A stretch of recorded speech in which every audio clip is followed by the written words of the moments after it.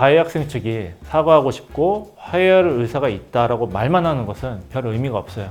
실제 선생님 또는 메시지 등을 통해서 사과를 하려는 노력을 했는지가 중요하고 관련된 증거를 미리 학폭위에 제출하는 것이 좋습니다. 안녕하세요. 학교폭력 사건을 다루고 있는 변호사 박민현입니다. 학폭위 일정이 잡히면 교육청으로부터 참석 통지서를 우편으로 발송받으실 텐데요. 이 통지서에는 언제 어디까지 어디로 출석하라는 내용이 포함되어 있습니다. 그런데 이런 일정이 잡히면 부모님들이 가장 많이 하시는 질문이 있는데요. 거기 가면 도대체 뭘 물어보나요? 아이한테 어떤 질문이 나오죠? 저희가 어떤 준비를 하면 될까요? 그래서 오늘은 학폭위에서 실제로 어떤 질문들이 나오는지, 그리고 왜 그런 질문을 하는지를 먼저 정리해 보겠습니다. 위원회가 가장 먼저 하는 것은 이것입니다. 이 사건이 실제로 발생했는지, 누가 언제 어디서 무엇을 어떻게 했는가입니다. 그런데 가해 학생 측과 피해 학생 측의 진술이 엇갈리는 경우가 많습니다. 한쪽은 그런 적이 없다, 다른 한쪽은 분명히 있었다라고 대답하는데, 이때 위원들은 단순히 말만 듣는 게 아니라 각 학생의 진술의 구체성과 일관성을 봅니다. 예를 들면 이런 질문이 나와요. 그때 정확히 어느 위치에 있었죠? 상대방과의 거리는 어느 정도였죠? 주변에 누가 있었죠? 목격자 없나요?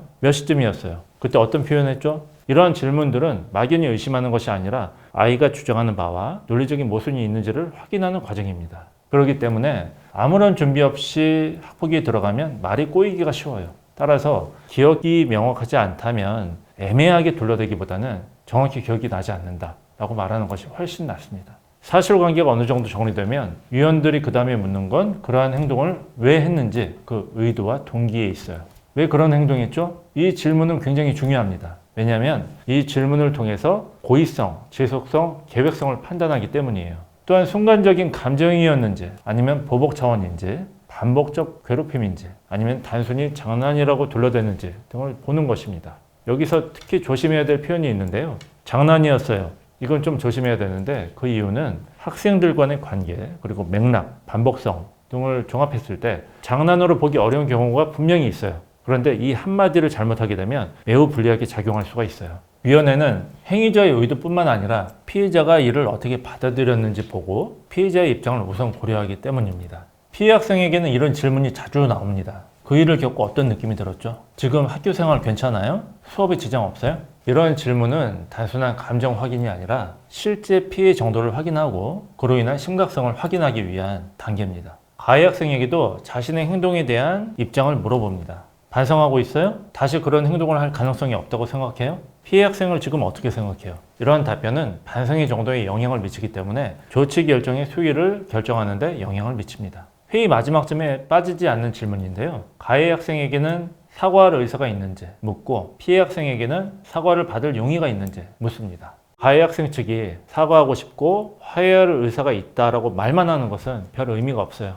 실제 선생님 또는 편지 또는 메시지 등을 통해서 그 전에 사과를 하려는 노력을 했는지가 중요하고, 만약에 그러한 노력을 했다면 관련된 증거를 미리 학폭위에 제출하는 것이 좋습니다. 그렇다면 상대적으로 좋은 평가를 얻을 수가 있어요. 마지막 발언 기회는 생각보다 중요합니다. 이때 학생, 보호자, 변호사 순으로 발언 기회를 주는 경우가 많은데요.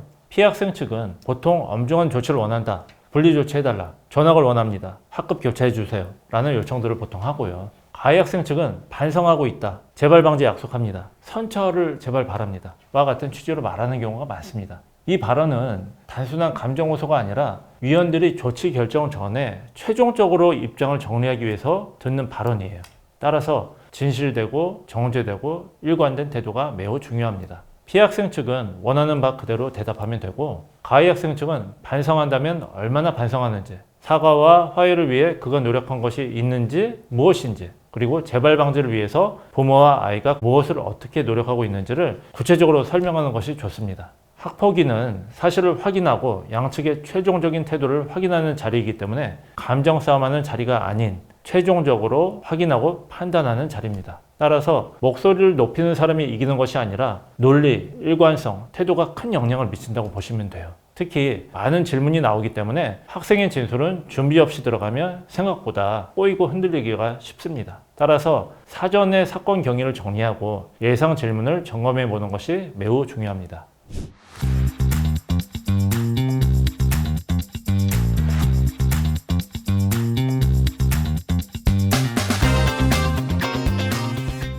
학폭위는 두려운 공간이 아닙니다. 다만 준비되지 않으면 불리해질 수 있는 자리예요.